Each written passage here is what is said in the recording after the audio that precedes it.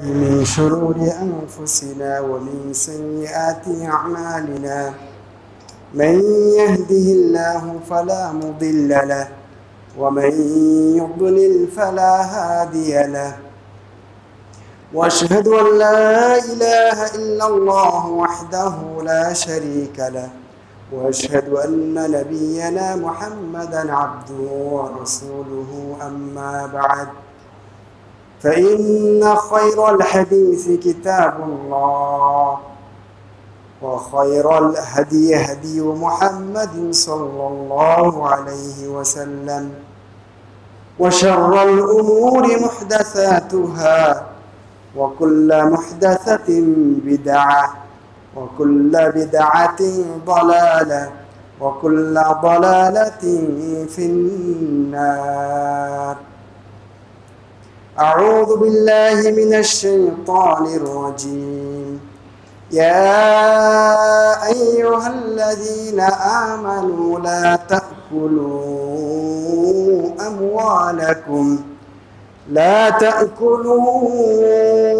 أموالكم بينكم بالباطل. وعن أنس بن مالك رضي الله عنه قال رسول الله صلى الله عليه وسلم لا يؤمن أحدكم حتى يحب لأخيه ما يحب لنفسه. রাহুল বুখারী। সমস্ত প্রশংসা মহান রব্বুল আলামিনের জন্য। সালাত ও সালাম বর্ষিত হোক নবী মুহাম্মদ সাল্লাল্লাহু আলাইহি ওয়াসাল্লামের উপর। সম্মানিত মুসল্লিবৃন্দ, আজকের জুমার খুতবায় দুর্নীতি ও ইসলাম এ বিষয়ে সংক্ষিপ্ত কিছু কথা আপনাদের সাথে শেয়ার করার চেষ্টা করব ইনশাআল্লাহ। ওমা তাওফীকি ইল্লা বিল্লাহ আলাইহি তাওয়াক্কালতু ওয়া ইলাইহি উনীব। প্রিয় ভাইরা, মহান রব্বুল আলামিন তার এই সৃষ্টিকে বড় আপন করে, নিপুণ করে, চমৎকারভাবে সাজিয়েছেন। এক এক দেশের বৈচিত্র্য এক এক রকম, এক এক অঞ্চলের সৌন্দর্য সম্পদ এক এক রকম। মহান রব্বুল আলামিন চমৎকার করে তার এই পৃথিবীকে সাজিয়েছেন, যেখানে যেভাবে যা যেটা লাগে ঠিক সেভাবে। মহান রব্বুল আলামিন যে ভূখণ্ডে আমরা বসবাস করছি, বাংলাদেশ নামক যে ভূখণ্ড, এটাকেও তিনি একদিকে যেমন অনেক সম্পদ আমাদেরকে দিয়েছেন, এই ভূখণ্ডকে দিয়েছেন, তেমনি ভাবে এটাকে খুব চমৎকার করে সাজিয়েছেন। আপনি দেখুন, এখানকার ভূগর্ভে, ভূপৃষ্ঠে, তারপরে পানির পেটে খালি সম্পদ আর সম্পদ। মাটির নিচে চলে যান, মহান রব্বুল আলামিন আমাদেরকে গ্যাস, কয়লা সহ অনেক কিছু দিয়েছেন। উপরে বীজ ফেললেই সোনার ফসল দেন আল্লাহ। একটা গাছ লাগালেই সেখানে নানা ফসল, ফল ইত্যাদি আপনাকে আমাকে উপহার দেন মহান রব্বুল আলামিন। যেখানে সৌদি আরবে একটা গাছ লাগাতে কত কষ্ট করতে হয়, কত ব্যয় করতে হয়, আর আপনি একটা বিচি পুঁতে রাখেন, দেখেন আল্লাহ কি দিচ্ছেন। আমার কল্পনায় পুরো বাংলাদেশটাকে একটা ফলের বাগান মনে হয় আমার কাছে, একটা শস্য ক্ষেত্র মনে হয়, যে পুরো বাংলাদেশটাকে মহান রব্বুল আলামিন একটা ফলের বাগানে রূপান্তরিত করেছেন, একটা শস্য ক্ষেত্রে পরিণত করেছেন।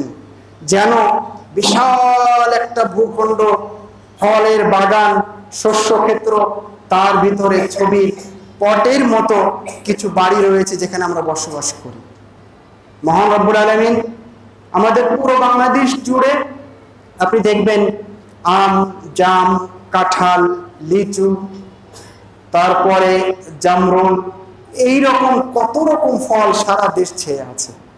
অন্য দেশে পাবেন, সব দেশে এরকম নাই, খুঁজলেও পাবেন না, কিন্তু বাংলাদেশের সব জায়গায় আপনি এগুলো পাবেন। মহান রব্বুল আলামিন এত নিয়ামত আমাদেরকে দিয়েছেন, এখানকার সব কিছুতে, পানিতে, আপনি নদী হোক, পুকুর হোক, বিল হোক, সাগর হোক, সব কিছুতে বিভিন্ন ধরনের সুস্বাদু মাছ উপহার দিয়েছেন মহান রব্বুল আলামিন। এর পাশাপাশি তিনি আমাদেরকে চমৎকার ছবির তুলিতে আঁকা পটের মতো, ছবির মতো একটা দেশ উপহার দিয়েছেন। এখানকার রূপ বৈচিত্র্য, সৌন্দর্য অতুলনীয়।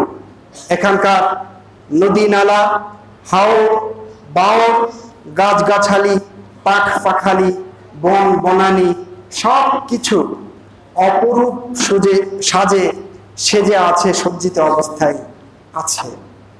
সে কারণে কবি বলেছেন যে সুজলা সুফলা শস্য শ্যামলা আমার সোনার দেশ, আহ কি দারুণ দেখতে লাগে বেশ।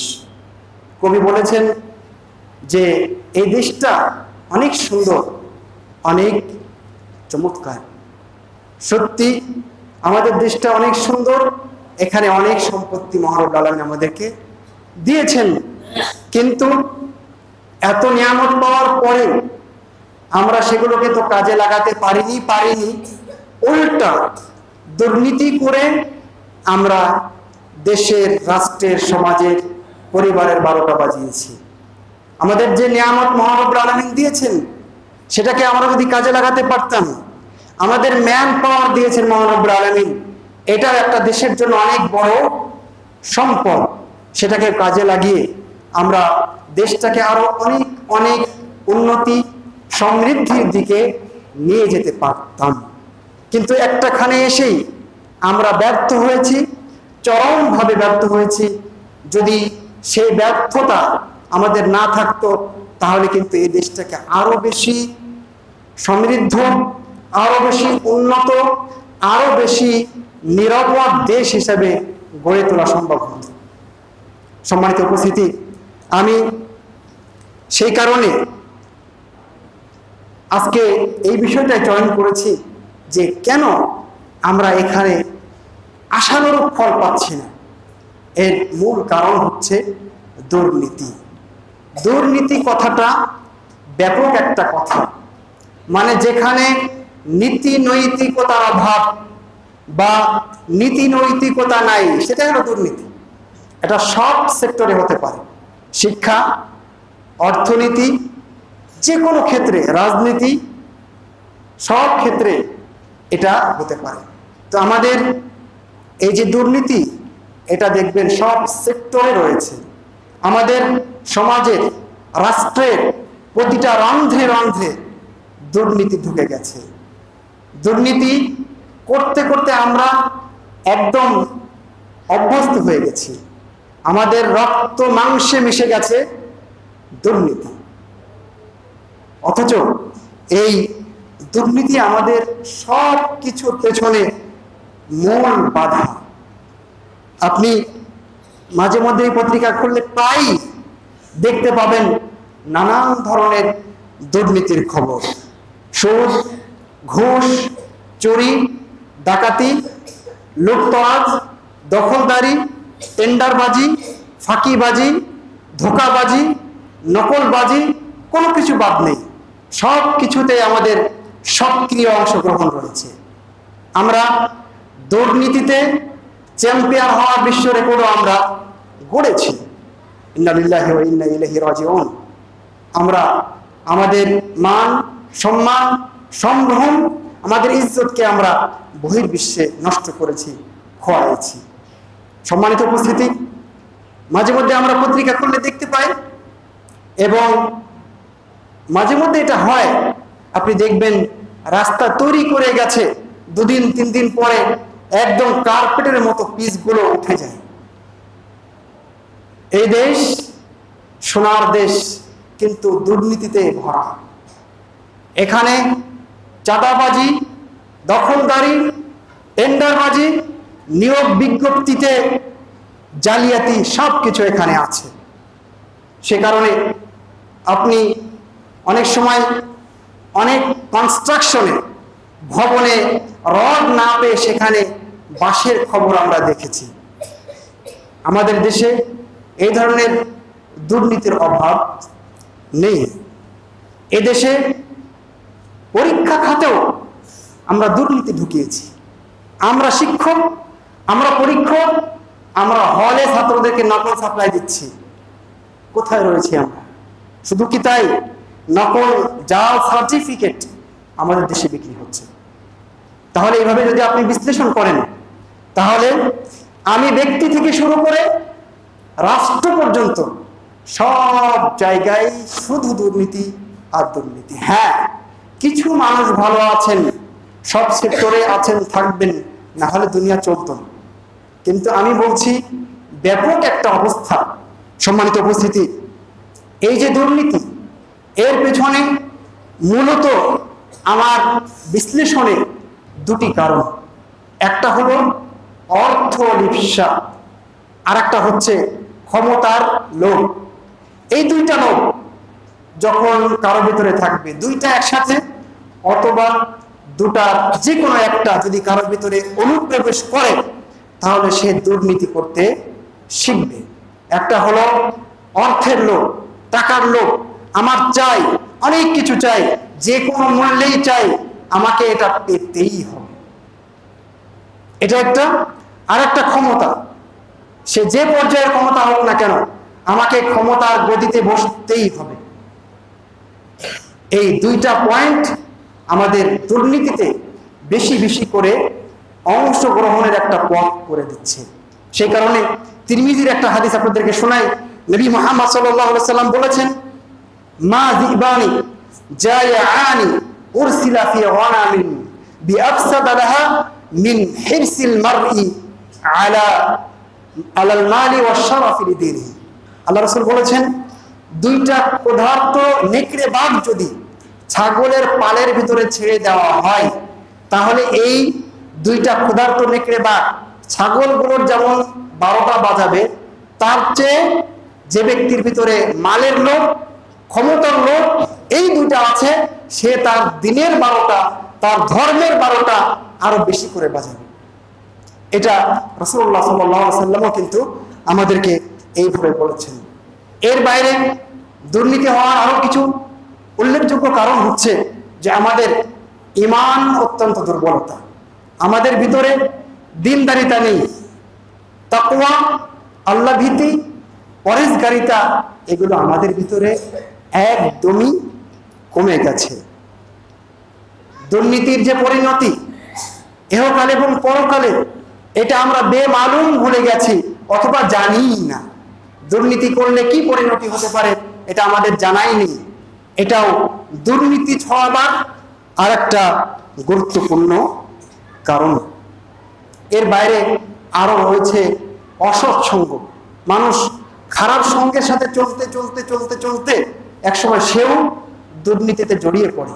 সেদিন ফেসবুকের একটা স্টোরিতে দেখছিলাম, সম্ভবত নাশপাতি হবে, একটা ভালো নাশপাতি ফল একটা পচা নাশপাতি ফলের পাশে আছে, এবং ভালোটাও ওই পচা নাশপাতির কারণে আস্তে আস্তে অ্যাটাক করে তার মুখটা পচে যাচ্ছে। সেখানে উদাহরণ দেওয়া হয়েছে, এটা হলো খারাপ সঙ্গীর একটা দোষ। তো দুর্নীতির পেছনে এটাও একটা কারণ। আর একটা মৌলিক কারণ আছে, আমাদের শিক্ষা ব্যবস্থা। আমরা আমাদের শিক্ষা ব্যবস্থাকে সেইভাবে ঢেলে সাজাতে পারিনি। এখানে দিনকে, ধর্মকে, ঈমানকে আমরা উপেক্ষা করে চলেছি। আল্লাহ ভীতিকে, ধর্মকে আমরা অবলীলাক্রমে অপেক্ষা করেছি।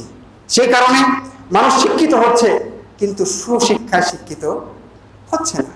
শিক্ষিত মানুষগুলোই তো দুর্নীতি করছে বেশি। মানুষ কিডন্যাপ হয়, বাচ্চা কাচ্চা হারিয়ে যায়, কয়েকদিন পরে তার লাশ পাওয়া যায়, কিডনি নাই। কিডনিগুলো কাটে কে? আমি, আপনার মতো কৃষক মানুষ, ব্যবসায়ী না, শিক্ষিত ডাক্তাররাই। কারণ এদের ভিতরে পশুত্ব কাজ করে, এদের ভিতর ইসলাম নাই, দিন নাই, ধর্ম নাই, আমানতদারিতা নেই, এরা তো করতেই পারে। সুতরাং যতদিন আমরা আমাদের শিক্ষা ব্যবস্থাকে একটা আমানতদারিতার আদলে, ধর্মীয় আদলে, আল্লাহ ভীতির আদলে যতদিন আমরা না তৈরি করতে পারছি, ততদিন শিক্ষা হবে, সুশিক্ষা হবে না, দুর্নীতি বন্ধ হওয়া সম্ভব নয়। দুর্নীতি হওয়ার পেছনে আর একটা মৌলিক কারণ হচ্ছে যে আমরা পারিবারিকভাবে দীক্ষাটা পাচ্ছি না। আমার মা ভালো শিক্ষিত নন, দিনদার নন, বাবা ভালো দিনদার নন, আমার বাড়ির পরিবেশটা ভালো নয়, ওরাই দুর্নীতি করে। দেখতে দেখতে আমিও একদিন অজান্তেই দুর্নীতিবাদ হয়ে গেছি। এটা দুর্নীতির আর একটা মৌলিক কারণ, সম্মানিত উপস্থিতি। কিন্তু এই যে দুর্নীতি, এটাকে ইসলাম কিভাবে দেখেছে, এটাকে ইসলাম কিভাবে মূল্যায়ন করেছে? ইসলাম দুর্নীতির সব কিছু গবেষণা করে একটা উপযুক্ত ভ্যাকসিন দেওয়ার চেষ্টা করেছে, একটা প্রতিষেধক ইসলাম দিয়েছে। ইসলাম যেহেতু ইলাহ প্রদত্ত, মহান রব্বুল আলামিন প্রদত্ত সরাসরি জীবন বিধান, সেজন্য এখানে কোনো কিছু লিকেজ নাই, কোনো কিছু ত্রুটি এখানে নাই, এখানে সব কিছু পরিপূর্ণতা পেয়েছে। প্রিয় উপস্থিতি, সেই কারণে দেখুন, বড় দুর্নীতিতে যাওয়ার দরকার নেই। ইসলাম তার আগেই আপনাকে আমাকে যতগুলো দুর্নীতির চিত্র থাকতে পারে সবগুলো বন্ধ করে দিয়েছে। আমরা সেগুলো দেখবো, আজকে কিছুটা ইঙ্গিত দেওয়ার চেষ্টা করব। ইসলাম মুমিন নরনারীকে কষ্ট দিতে নিষেধ করেছে। ইসলাম বলেছে, ওয়াল্লাযীনা ইউযুনাল মুমিনিনা ওয়াল মুমিনাত বিগাইরি মাকতাসাবু ফাকাদ ইহতামালু বুহতানান ওয়া ইসমান মুবিনা। যারা মুমিন নারী এবং পুরুষকে, মুমিন নর ও নারীকে কষ্ট দেয় তাদের অপরাধ ছাড়াই, ফাকাদ ইহতামালু বুহতানান ওয়া ইসমান মুবিনা, তাহলে তারা বিরাট অপবাদ, মিথ্যা কথা ধারণ করে, লালন করে, বহন করে, ওয়া ইসমাম মুবিনা, এবং স্পষ্ট পাপ বহন করে। যারা দুর্নীতি করে এরা কি মানুষকে আরাম দেয় না কষ্ট দেয়? বলুন তো, কষ্ট দেয়। কতভাবে যে কষ্ট দেয় সেটা আপনি আমি হিসাব করতে পারবো না। অথচ আল্লাহ বলছেন, যারা কষ্ট দেয় তাদের এই পাপ তারা মিথ্যা বহন করবে, সাথে সাথে তারা স্পষ্ট পরিষ্কার টাটকা পাপও তারা বহন করবে। এটা আল্লাহ বলেছেন। ইসলাম বলেছে, একজন মানুষ মুমিন হতে গেলে তাকে তার ভাইয়ের জন্য তাই ভালোবাসতে হবে যা সে নিজের জন্য ভালোবাসে। দেখেন ইসলামে কিভাবে রাইট, অধিকার প্রতিষ্ঠা করা হয়েছে। আপনি নিজের জন্য যা ভালোবাসেন আপনার ভাইয়ের জন্য তাই ভালোবাসতে হবে। আল্লাহ রাসূল বলেছেন, অন্যথায় কেউ পূর্ণ মুমিন হতেই পারবে না। দুর্নীতি তো পরের কথা। বলুন তো, কোন দুর্নীতিবাজ কি চায় যে সে দুর্নীতি করছে কিন্তু তার সাথে কেউ দুর্নীতি করুক? এটা কি চায় কেউ? কেউ চায় না। তাহলে দুর্নীতিবাজ তুমি কেন আর এক ভাইয়ের সাথে দুর্নীতি করো? তাকে নিয়ে ছিনিমিনি খেলো, তার ইজ্জত, মান, সম্মান, তার মাল, তার ইত্যাদি নিয়ে কেন তুমি ছিনিমিনি খেলো? তুমি তো এটা চাও না। তাহলে কি তুমি মুমিন? আল্লাহ রাসূলের ভাষায় তুমি এখনো পূর্ণ মুমিন হতে পারোনি। ইসলাম দুর্নীতি করে মাল হাতিয়ে নিতে কঠোরভাবে নিষেধ করেছে। ইসলাম বলেছে, ইয়া আইয়ুহাল্লাযীনা আমানু লা তাকুলু আমওয়ালাকুম বাইনাকুম বিল বাতিল। হে ঈমানদারগণ, শুনে রাখো, খবরদার, তোমরা পরস্পরের মাল অন্যায়ভাবে খাবে না। এটা অধিকার নেই কারো। এটা ইসলাম আগে থেকে সব পথ গুটিয়ে দিয়েছে, সব ছিদ্র বন্ধ করে দিয়েছে। ইসলাম নবী সাল্লাল্লাহু আলাইহি ওয়াসাল্লামের জবানিতে বিদায় হজের ভাষণে তিনি ঘোষণা করেছেন। ইসলাম বলেছে, রাসূলুল্লাহ সাল্লাল্লাহু আলাইহি ওয়াসাল্লাম বলেছিলেন, ইন্না দিমাকুম ওয়া আমওয়ালাকুম হারামুন আলাইকুম কাহুরমাতি ইয়াউমিকুম হাদা ফি শাহরিকুম হাদা ফি বালাদিকুম হাদা। স্পষ্ট, তোমাদের পরস্পরের রক্ত ইজ্জত, মাল, জান সবকিছু তোমাদের পরস্পরের জন্য হারাম। এটা ইসলামই শুধুমাত্র এই থিওরি, এই সূত্র ইসলাম দিতে পেরেছে, এবং ইসলাম একটা শান্তির পূর্ণাঙ্গ শান্তির সমাজ উপহার দিতে পেরেছে। প্রিয় উপস্থিতি, ইসলাম বলেছে যারা ওজনে কম দেয় তাদের জন্য ধ্বংস। একটা সূরাই নাজিল হয়েছে মুতাফফিফিন, ওয়াইলুন লিল মুতাফফিফিন, যারা ওজনে এদিক সেদিক করে তাদের জন্য ধ্বংস। যারা নেওয়ার সময় পূর্ণ মাত্রায় নেয়, দেওয়ার সময় কম দেওয়ার চেষ্টা করে, আলা ইয়াযুন্নু উলাইকা আন্নাহুম মাবউসুন, এরা কি বিশ্বাস করে না যে কাল কিয়ামতের ময়দানে এদেরকে উঠতে হবে? এই বিশ্বাস কি এদের নাই? প্রিয় ভাইরা, একজন মানুষ যখন 1 কেজি মাল আপনাকে মেপে দেয়, কতখানি কম দেয়? সর্বোচ্চ 100 গ্রাম দিতে পারবে, 50 গ্রাম জিনিস হিসাবে কম বেশি হতে পারে। তার জন্য যদি আল্লাহ এরকম কঠোর কথা বলেন, সত্য কথা বলেন, তাহলে আজকে যারা বড় বড় দুর্নীতিবাজ, যাদের বহু বিলাসিতা, অনেক সম্পদের পাহাড়, যারা অন্যায়ভাবে অনেক কিছু করেছে, পুকুর চুরি করেছে, করছে, তাদের অবস্থা কি হতে পারে? প্রিয় উপস্থিতি, নবী মুহাম্মদ সাল্লাল্লাহু আলাইহি সাল্লাম দুর্নীতির বিপক্ষে একটা জেনারেল থিওরি বলে দিয়েছেন। তিনি বলেছেন, মান গাশশানা ফালাইসা মিন্না, সহিহ মুসলিমের হাদিস, যে আমাদের সাথে প্রতারণা করে, ঠকবাজি করে, ঠগায় মানুষকে, ফালাইসা মিন্না, সে আমাদের অন্তর্ভুক্ত নয়। যে কোনো দুর্নীতি হোক, যে ধরনের দুর্নীতি হোক, সব নবী মুহাম্মদ সাল্লাল্লাহু আলাইহি সাল্লামের এই জেনারেল থিওরির ভিতরে পড়ে যাবে। প্রিয় উপস্থিতি, আল্লাহ রাসূল বলেছেন, দুর্নীতি করে যারা আমার অন্তর্ভুক্ত নয় তারা। সুতরাং সাবধান হতে হবে, সতর্ক হতে হবে। নবী মুহাম্মদ সাল্লাল্লাহু আলাইহি সাল্লাম শুধু নবী নন, একজন রাষ্ট্রনায়ক, একজন প্রশাসক। সেজন্য তিনি মাঝে মাঝে বিভিন্ন কিছু তদারকি করতেন। একদিন মদিনার বাজার তিনি পরিদর্শন করছেন, করতে করতে এক খাদ্যের দোকানে, খাদ্যের সম্রাট আম বলা হয়েছে, খাদ্যের যে কি বলে ওটা স্তূপ ছিল, সেই স্তূপের মধ্যে নবী সাল্লাল্লাহু আলাইহি ওয়াসাল্লাম হাত ঢুকিয়ে দিয়েছেন। উনি দেখলেন ভিতরে নিচে ভেজা আর উপরে হলো শুকনা। নবী সাল্লাল্লাহু আলাইহি ওয়াসাল্লাম বললেন, মা হাযা ইয়া সাহিবাত তুআম, খাদ্যওয়ালা এটা কি? তখন উনি বললেন, এটা তো বৃষ্টি হয়েছিল তাই ভিজে গেছে। তখন নবী সাল্লাল্লাহু আলাইহি ওয়াসাল্লাম বললেন, আফালা জাআলতাহু ফাওকা তুআমি কাই ইয়ারাহুন নাস মান গাশশা ফালাইসা মিন্নি। সহিহ মুসলিমের হাদিস।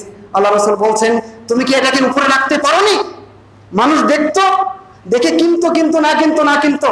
কেন তুমি ভালোটাকে উপরে রেখে খারাপটাকে নিচে রেখেছো?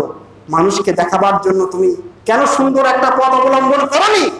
আল্লাহ রাসূল বললেন, মান গাশশা ফালাইসা মিন্নি, যারা ধোঁকাবাজি করে, ফাঁকিবাজি করে, জালিয়াতি করে, দুর্নীতি করে, ফালাইসা মিন্নি, তারা আমি মুহাম্মদ সাল্লাল্লাহু আলাইহি সাল্লামের অন্তর্ভুক্ত নয়। আছে না? উপরে সব ভালো বেগুন, নিচে সব পোকাওয়ালা বেগুন, আছে কি নাই? উপরে সব ভালো করলা, ভালো ইলিশ উপরে থাকে, আর নিচে সব 2 নম্বর। উপরে কিছু পর্দার ইলিশ, নিচের বাকি সব হলো চিটাগাঙ্গের ইলিশ। আছে কি নাই? আছে। দুর্নীতির ফিরিস্তি যেগুলো আমরা পেপার পত্রিকায় পাই, সেগুলো কিন্তু সামান্য নমুনা। আরো যে কত দুর্নীতি অগোচরে হয় সেটা আল্লাহই ভালো জানে। আমি দুর্নীতির জন্য কোনো ব্যক্তিকে, কোনো রাষ্ট্রকে, কোনো সরকারকে এককভাবে দায়ী করতে রাজি নই। দুর্নীতির পেছনে আমাদের সবার দোষ আছে, ব্যক্তি থেকে শুরু করে সব। আমাদের সেখান থেকে বেরিয়ে আসতে হবে। প্রিয় উপস্থিতি, নবী সাল্লাল্লাহু আলাইহি ওয়াসাল্লাম বলেছেন যে প্রতারণামূলক দালালি করা যাবে না। দেখেন দুর্নীতি কিভাবে ইসলাম বন্ধ করেছে। আল্লাহ রাসূল বলেছেন, ওয়ালা তানাজাসু, প্রতারণামূলক দালালি করো না। প্রতারণামূলক দালালি বুঝেন? গরু হাটে যেটা চলে ওইটা কিনবে না, এসে বলবে কত, 10,500, আচ্ছা ঠিক আছে আমি 11,000 দেব, ও কিন্তু কিনবে না।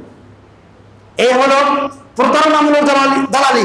রাসূলুল্লাহ সাল্লাল্লাহু আলাইহি ওয়াসাল্লাম বলেছেন ওয়ালা তানাজাসু, হারাম কাজ এটা, এটা চলতে পারে না, এটা ইসলাম অনুমোদন দিতে পারে না। নবী মুহাম্মদ সাল্লাল্লাহু আলাইহি ওয়াসাল্লাম গরু এবং ছাগলের ওলানে পালানে দুধ আটকে রেখে সেই গাভী বিক্রি করতে নিষেধ করেছেন, এবং এই কাজ করতে তিনি নিষেধ করেছেন। তিনি বলেছেন ওয়ালা তাসাররুল ইবিল ওয়াল গানাম, তোমরা উট এবং ছাগলের পালানে ওলানে দুধ জমা রেখো না। কেন? ওটা যখন বড় দেখাবে, বাজারে গেলে একজন এসে ধোকায় পড়ে বেশি দাম দিয়ে ওটা কিনে নিয়ে যাবে। দেখেন ইসলাম কত দূর চলে গেছে, কত সূক্ষ্মতা অবলম্বন করেছে। দুর্নীতির কোনো স্থান ইসলামে নেই। প্রিয় উপস্থিতি, নবী মুহাম্মদ সাল্লাল্লাহু আলাইহি ওয়াসাল্লাম শুধু এখানেই থেমে যাননি।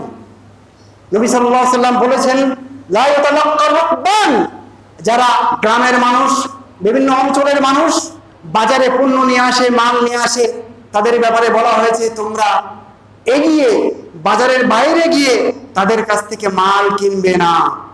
এটা ইসলাম নিষেধ করেছে। কেন জানেন? কারণ ওরা সহজ সরল মানুষ। যখন আপনি বেলদি বাজারে ঢুকতেই দিলেন না, দেবই মোড়ে ব্যাপারী এসে তার কাছ থেকে বলছে এটা কত কত দাম, একটা দর কষাকষি করে কিনে নিল। এখন লস হবে কার? এই বিক্রেতার লস হওয়ার সম্ভাবনা। কারণ সে যদি বাজারে যেত, তাহলে বাজারে গিয়ে বাজার দর দেখতে পেত এবং সবকিছু স্পষ্ট হয়ে বিক্রি করতে পারতো। আর একটা লস আছে আপনার আমার, আমি তার কাছ থেকে কিনলে হয়তো বা একটু সাশ্রয়ী দামে পেতাম, কিন্তু যখন সেটা ওদের হাতে চলে যাচ্ছে সেটা আর হচ্ছে না। ইসলাম এখানে কথা বলেছে, ইসলাম এখানেও নির্দেশনা দিয়েছে। প্রিয় উপস্থিতি, নবী মুহাম্মদ সাল্লাল্লাহু আলাইহি ওয়াসাল্লাম শুধু এখানে থেমে যাননি।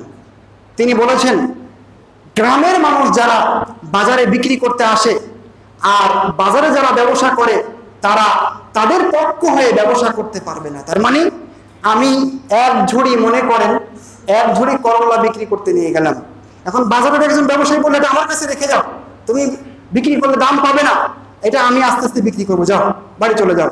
এটাও ইসলাম নিষেধ করেছে। ইসলাম বলেছে ওয়ালা ইয়াবি হাজিরুল লিবাদ, কোন বাজারওয়ালা যেন গ্রামের মানুষের পক্ষে ব্যবসা না করে, বিক্রি না করে। এতে ক্ষতি আছে, সামগ্রিক ক্ষতি আছে। ইসলাম এই পর্যন্ত এসেছে। প্রিয় উপস্থিতি, সেই কারণে ব্যবসা বাণিজ্য এসব ক্ষেত্রে ইসলাম বলেছে স্বচ্ছতা থাকতে হবে, সত্যবাদিতা থাকতে হবে। ইসলাম বলেছে যদি ব্যবসায়ীরা সত্য কথা বলে এবং স্পষ্টভাষী হয়, স্পষ্টভাষী মানে 2 নম্বরকে 1 নম্বর বলে চালাবে না, ভেজালকে নির্ভেজাল বলে চালাবে না। এটা হলো সত্য কথা, যে আমার এই জিনিস এটা 2 নম্বর, এটা 1 নম্বর। সত্য কথা বলবে। যদি এরকম হয় তাহলে সত্য কথা বলে এবং তার মালের ভালো মন্দ দিকটা বলে দেয়, তাহলে ইসলাম বলেছে যে বুরিকা লাহুমা ফি বাইইহিমা, তাহলে ক্রেতা বিক্রেতা উভয়ের বরকত হবে। আর যদি এরকম না হয়, মিথ্যা বলে, এখনকার ব্যবসায় বেশিরভাগ মিথ্যা বলে, বেশিরভাগ, 2-1 ভালো আছে আলহামদুলিল্লাহ। তো যদি মিথ্যা বলে, আল্লাহ রাসূল বলেছেন 2 নম্বরই করে, তাহলে আল্লাহ রাসূল বলেছেন যে হয়তো বা লাভ হবে কিন্তু বরকত নষ্ট হয়ে যাবে, বরকত থাকবে না। আসবে এই হাতে, যাবে এই হাতে, কখন কিভাবে আল্লাহ নিয়ে চলে যাবে, বরকত শেষ। প্রিয় উপস্থিতি, দেখেন ইসলাম বাজার নিয়ন্ত্রণ করেছে, দুর্নীতি এখানেও চলবে না। ইসলাম বলেছে ব্যবসা করতে গিয়ে তোমরা অযথা কি করবে না, কসম করবে না। অনেক ব্যবসায়ী আছে না, বলে আল্লাহর কসম জিনিসটা আমি কিনেছি 200 টাকায়, 190 টাকায় 10 টাকা লস নিয়ে যান, এরকম অনেক পাবেন। ইসলাম এখানে হাত দিয়েছে। ইসলাম বলেছে যারা এরকম মিথ্যা কসম করে ব্যবসার ক্ষেত্রে, তাদের ব্যবসায় বরকত হতে পারে না। ইসলাম বলেছে ইউমহাক, বরকত সব একদম মুছে যাবে, মিটে যাবে, সব আল্লাহ নিয়ে চলে যাবে, কোনো বরকত হবে না। দেখেন ইসলাম ধোঁকা থাকতে পারে এরকম সব ব্যবসা নিষেধ করেছে। রাসূলুল্লাহ সাল্লাল্লাহু আলাইহি ওয়াসাল্লাম নিষেধ করেছেন আনবাইল হাসা ওয়ান বাইল গরার, বাইউল হাসা মানে জানেন, মালামাল সাজানো থাকবে, আপনি কঙ্কর নিক্ষেপ করবেন, যার উপরে পড়বে ওইটার দাম 50 টাকা, ওইটার মূল্য 10 টাকাও হতে পারে, আবার 500 টাকাও হতে পারে। এটা হলো বাইউল হাসা। এখন ব্যবসা বাণিজ্য বিশেষ করে মেলাতে, সার্কাসে, বিভিন্ন জায়গায় এগুলো আছে, রিং আকারে আছে, রিংটা ফেলাতে হবে, যার উপরে পড়বে ওইটা আপনার মাল, তার দাম এত। এটা ইসলাম বলেছে এটা হলো সামগ্রিক ক্ষতি, এখানে ধোঁকা আছে, এটা ইসলাম নিষেধ করেছে। তারপর আল্লাহ রাসূল বলেছেন ওয়ান বাইল গরার, যা কিছু ব্যবসা বাণিজ্যে ধোঁকা আছে সব ইসলামে নিষেধ। শুধু এটা না, ধোঁকা আছে যেখানে সব ইসলাম নিষেধ করেছে। প্রিয় উপস্থিতি, ইসলাম সেই কারণে মহান রব্বুল আলামিন চোরের হাত কেটে দিতে বলেছে, আস-সারিকু ওয়াস-সারিকাতু ফাকতাউ আইদিয়াহুমা জাযাআন বিমা কাসাবা নাকালাম মিনাল্লাহ। ইসলাম বলেছে চোর চুরি করলে তার হাত কাটতে হবে, কারণ এটা তার কৃতকর্মের ফল, এটা আল্লাহর পক্ষ থেকে শাস্তি। তাহলে যদি হাত কাটা হতো আজকে আমাদের দেশে, যদি সত্যিকার অর্থে ইসলামের দণ্ড বাস্তবায়ন করা হতো, দণ্ডবিধি, তাহলে কিন্তু এত দুর্নীতি, এত সমস্যা থাকতো না। আমি সেদিকে পড়ে যাচ্ছি। শুধু মহান রব্বুল আলামিন চোর এবং চোর পুরুষ হোক নারী হোক তাদের হাত কেটে ক্ষান্ত হননি, নির্দেশনা দিয়ে ক্ষান্ত হননি, আদেশ করে ক্ষান্ত হননি, বরং রাসূলুল্লাহ সাল্লাল্লাহু আলাইহি ওয়াসাল্লাম বলেছেন লাআনাল্লাহু আস-সারিকা, মহান রব্বুল আলামিন চোরের উপরে লানত করেছেন, অভিশাপ করেছেন। এটা আল্লাহর পক্ষ থেকে অভিশাপ চোরের উপরে। চোর কি শুধু বাড়ি থেকে নিয়ে গেলেই চোর চুরি হয়? যারা টেন্ডারবাজি করে, জালিয়াতি করে, এটা চোর না? এটা সবচেয়ে বড় চোর। সরাসরি আল্লাহর লানতের উপরে, এদের উপরে, এই গোষ্ঠীর উপরে সাবধান হতে হবে, হুঁশিয়ার হতে হবে। যদি ইসলাম থাকে এখানে শান্তি থাকবেই থাকবে, অবশ্যই থাকবে, কারণ ইসলাম মানবতার অধিকার দিয়েছে, সবার অধিকার দিয়েছে। দেখুন আল্লাহ রাসূল সাল্লাল্লাহু আলাইহি ওয়াসাল্লাম বলছেন, যদি কেউ কোনো মুআহিদ বা মুআহাদ কাফেরের, চুক্তিবদ্ধ কোনো কাফেরের সামান্যতম কোনো জিনিস তার অসন্তুষ্টিতে নিয়ে নেয়, তাহলে আল্লাহ রাসূল বলছেন ফাআনা হাজিজু ইয়াউমাল কিয়ামা, আমি খোদ নবী মুহাম্মদ সাল্লাল্লাহু আলাইহি ওয়াসাল্লাম বলছেন আমি তার পক্ষে বাদী হব কাল কিয়ামতের ময়দানে। দেখি সে কিভাবে পার পায়। দেখেছেন ইসলামে দুর্নীতি আছে? কারোর সাথে দুর্নীতি চলবে? কারোর সাথে দুর্নীতি চলবে না। প্রিয় উপস্থিতি, আজকে তো ভূমিদস্যু আমাদের দেশে অভাব নেই, বিশেষ করে ঢাকা কেন্দ্রিক আরো বেশি ভূমিদস্যু। রাসূলুল্লাহ সাল্লাল্লাহু আলাইহি ওয়াসাল্লাম বলেছেন যারা সামান্যতম, কোন হাদিসে আছে 1 বিঘত, বুখারী এবং মুসলিমের হাদিস, যারা 1 বিঘত পরিমাণ সম্পত্তি অন্যায়ভাবে নিবে, আল ঠেলতে ঠেলতে, আজকে আল থাকে না, এরকম আছে না? ভাই বোনের সম্পত্তি দিতে চায় না, এটা তোমার বাবার সম্পত্তি, এটা আল্লাহ দিয়েছে তাকে, এটা তার ন্যায্য অধিকার, তুমি নেবা মানে এই অধিকার তোমাকে কে দিয়েছে? আমি ভূমিদস্যুদের কথা বাদই দিলাম। আল্লাহ রাসূল বলছেন 1 বিঘত যারা সম্পত্তি অন্যায়ভাবে নিবে, দুর্নীতি করবে, দুর্নীতির মাধ্যমে নিয়ে নিবে, জোর করে নিয়ে নিবে, তাদের কাল কিয়ামতের ময়দানে 7 স্তরের জমি তাদের গলায় পরিয়ে দেওয়া হবে। অন্য বর্ণনায় পাওয়া যায় খুসিফা বিহি মিন 7 আরদিন, এর বিনিময়ে তাকে 7 জমিন নিচে ঢুকিয়ে দেওয়া হবে। আসমান যেমন 7টা, জমিনও তেমন 7টা, এই 7 জমিন তার ওই বরাবর যতখানি সে নিয়েছে ওই বরাবর পুরো জমিনটা বেড়ি বানিয়ে তার গলায় দিয়ে দেওয়া হবে। আপনি বলবেন এতটুকু গলায় কি এত কিছু নেবে? তখনকার হিসাব আলাদা, ওটা তো কিয়ামত, ওখানকার এক একটা চোখ কারো কারো হবে উহুদ পাহাড়ের সঙ্গে।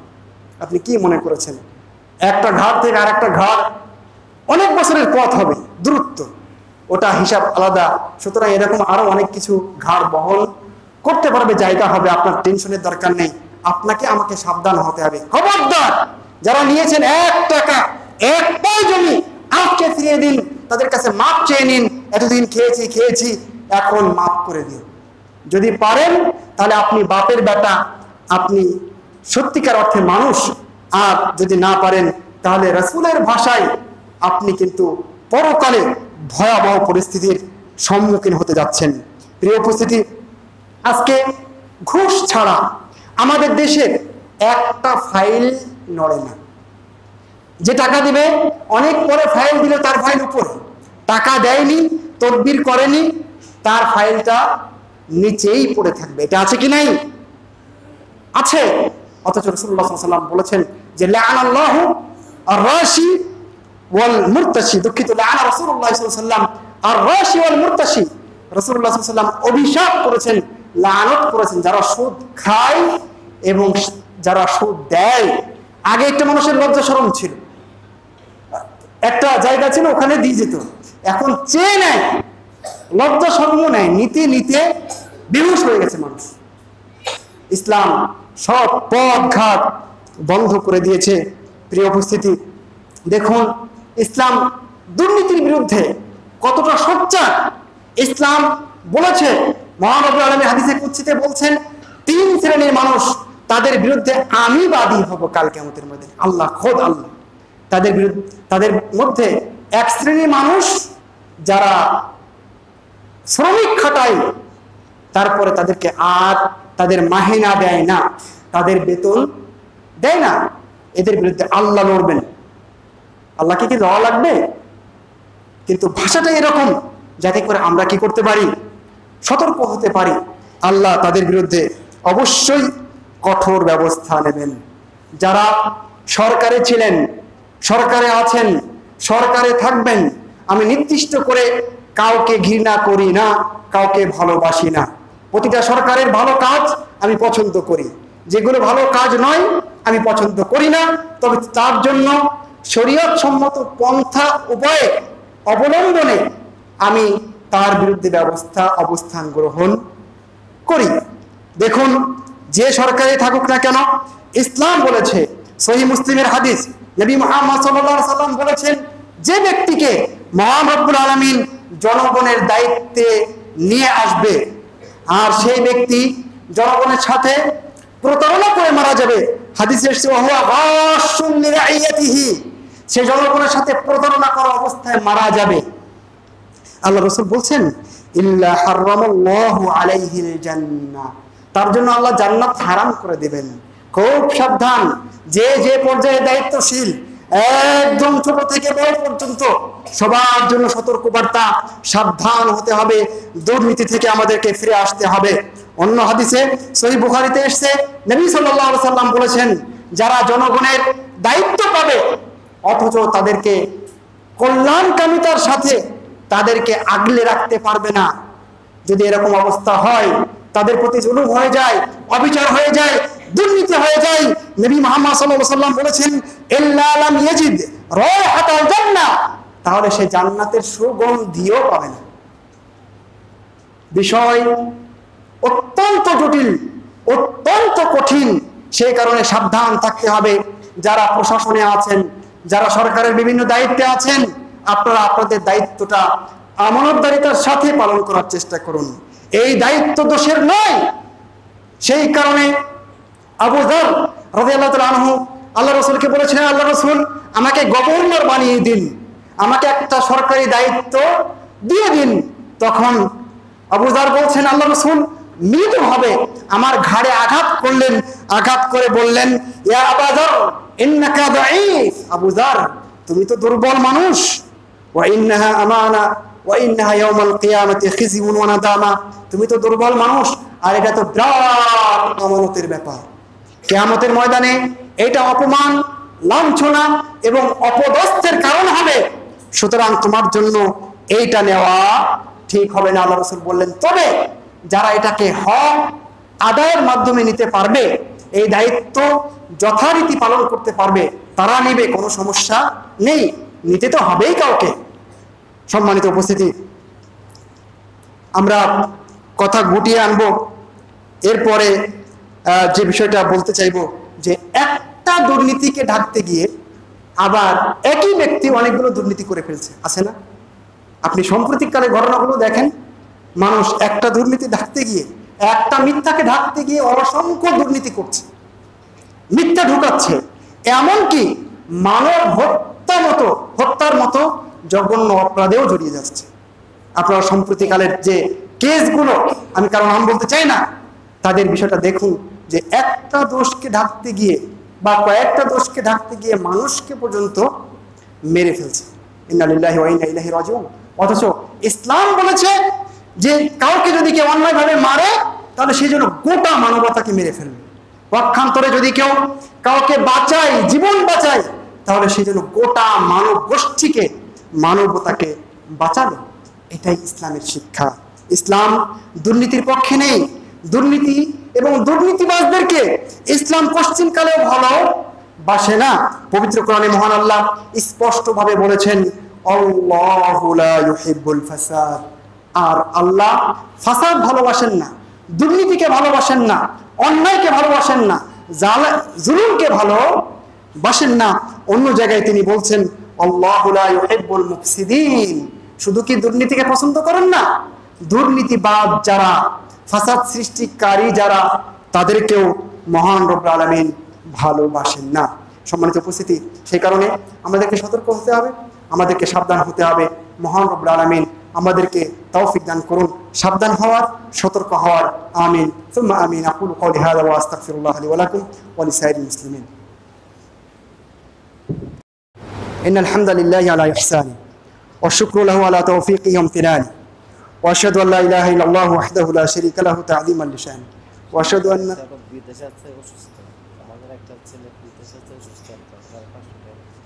ওয়াশহাদু আন্না নাবিয়ানা মুহাম্মাদান আবদুহু ওয়া রাসূলুহু। আম্মা বাদ।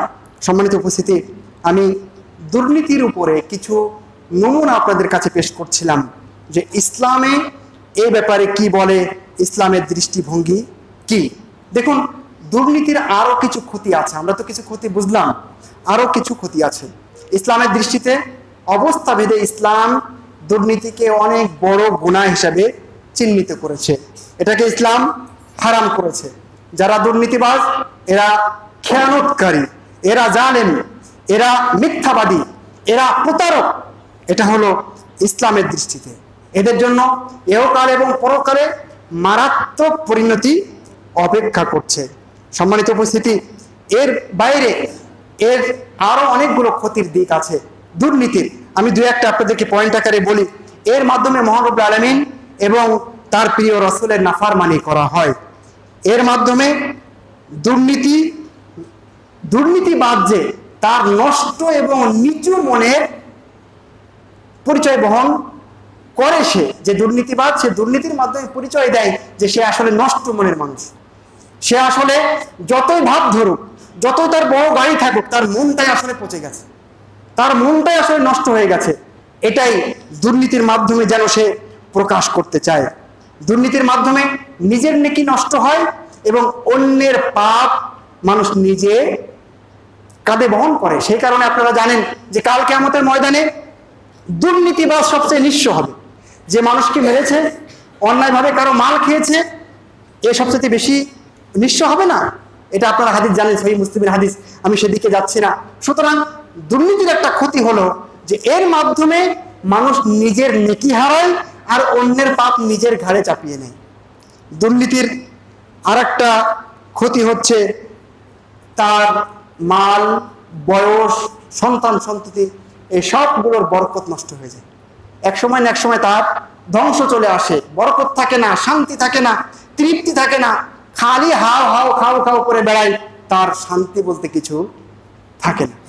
সম্মানিত উপস্থিতি, এর মাধ্যমে মহান রব্বুল আলামিন যে আমাদেরকে তদারকি করছেন, নজরদারি করছেন, এটাকে কিন্তু তুচ্ছ করা হয়। আমি দুর্নীতি করছি মানে আল্লাহ দেখছে, দেখুক, তাতে কি যায় আসে, এরকম যদি আমি বলছি।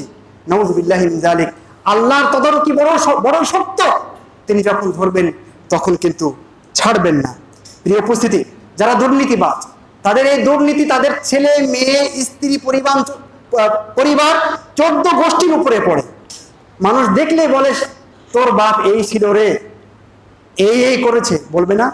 এই প্রভাব তাকে তার 14 গোষ্ঠীকে বহন করতে হয়। সুতরাং সাবধান হতে হবে। যা পারেন হালাল উপার্জন করার চেষ্টা করুন। দুর্নীতির সব কিছু বন্ধ করতে হবে। যারা দুর্নীতি করে তাদের দোয়া কবুল হয় না। দুর্নীতি করলে দোয়া কবুল হবে কোত্থেকে? প্রিয় উপস্থিতি, দুর্নীতির মাধ্যমে একটা অকর্ম, অযোগ্য, কুলাঙ্গার প্রজন্ম জন্ম হয়, যারা দেশের, রাষ্ট্রের, সমাজের দায়িত্ব নিতে পারে না। সেই কারণে দিনে দিনে একটা অযোগ্য পাত্রে সমাজ চলে যাচ্ছে, কারণ আমরাই এরকম একটা পরিবেশ সৃষ্টি করছি। প্রিয় উপস্থিতি, দুর্নীতির মাধ্যমে পরস্পরের মধ্যে হিংসা, বিদ্বেষ, মারামারি ইত্যাদি বৃদ্ধি পায়, হত্যা, খুন, খারাপি ইত্যাদি বৃদ্ধি পায়, এবং এর মাধ্যমে মানুষ কিন্তু দুর্নীতিবাজকে অবজ্ঞার দৃষ্টিতে, ঘৃণার দৃষ্টিতে দেখে, সবাই তাকে ঘৃণা করে। সম্মানিত উপস্থিতি, এরপরে সবশেষে 2 মিনিটে আমি দুর্নীতি বন্ধে আমাদের কি করতে হবে সেই বিষয়ে 2 মিনিটে কিছু কথা বলে শেষ করে দিব।